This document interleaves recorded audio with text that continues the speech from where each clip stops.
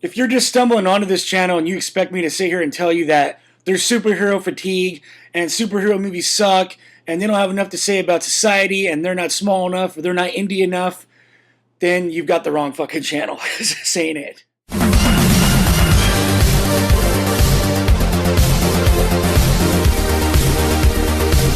I'm on the road this week, but that's not going to stop me from getting my review out for the first big blockbuster of the summer movie season, The Avengers: Age of Ultron.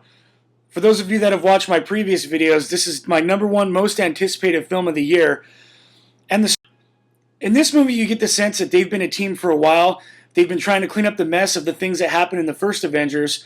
And when they end up capturing Loki's staff, Tony Stark and Bruce Banner decide to try to create this ultimate AI which is going to protect the entire world. That AI ends up turning apeshit crazy, and we have Ultron. Ultron's main goal in this movie is to save humanity. He has to destroy humanity. And obviously that's not going to bode well for our heroes. And what we have from there is probably the greatest example of taking something straight off of the comic and throwing it right onto the silver screen. I felt like I was watching a comic book come to life when watching this movie all the way through for the most part. A couple things I want to say is, first of all, the trailer showed a darker tone than the first Avengers. That is absolutely true. The humor is still there. The quirky one-liners that you get from typical Joss Whedon writing is still there. Ultron is not just this ultimate robot badass with no personality. He has a ton of personality. There's a bit of humor to him there. And he's played wonderfully by James Spader. And they also explain why Ultron acts that way as well. But he also is capable of turning on that menacing theme and that menacing tone that you want to see from a villain. And I think he's one of the most dynamic villains we've had since Loki. As far as the Avengers themselves, that chemistry that they had from the first film is still there, and that is magnificent to see. But on top of that, they really take the time to flesh out each character and give them more progression than you've ever seen.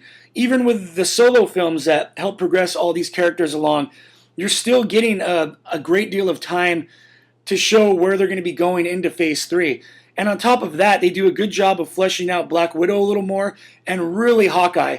In the first film, he was more of a background character, but in this film, you get to see a lot of what Hawkeye is all about and the behind the scenes of him.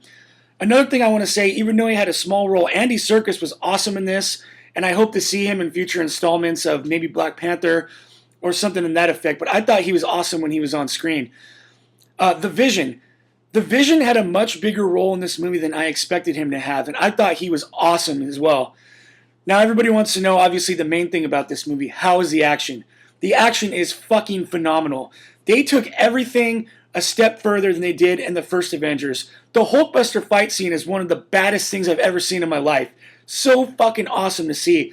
The very first scene of the movie felt like I was watching a comic book come to life. It was so awesome. I had a grin from ear to ear watching it, and it just jumps right into the action. It's so awesome.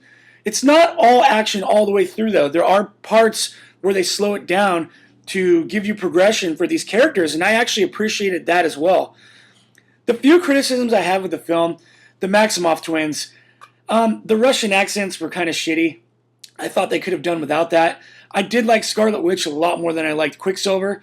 There's a couple of points towards the end where I cared about Quicksilver more than I did in the beginning, but I did enjoy how they showed Scarlet Witch's powers, and she kind of had a creepy factor going on about her, which I thought was really cool. It was cool to see, some other characters show up in previous Marvel films.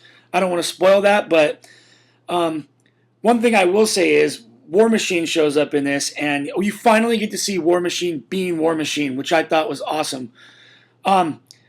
And on top of that, the only other criticism I have is the end I thought could have been done perhaps a little bit better.